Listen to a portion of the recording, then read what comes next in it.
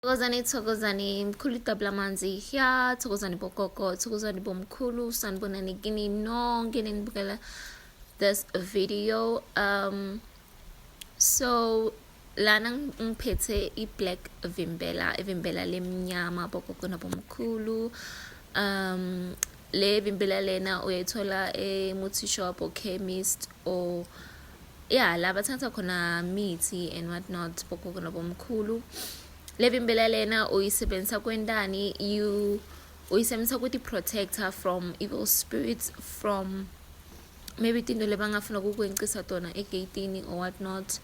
How do you use it? You rub it under your feet, on your hands, and then on your forehead, like kuti protector konke lokubi kwasathani and whatever lebazama kukwencisa yona egatini lakho. If you know ukuthi uyawuhlala khona bantu bakhona bakuthanzi bakufisela lokubi and babhizi bakuphosa ngetinto letibi.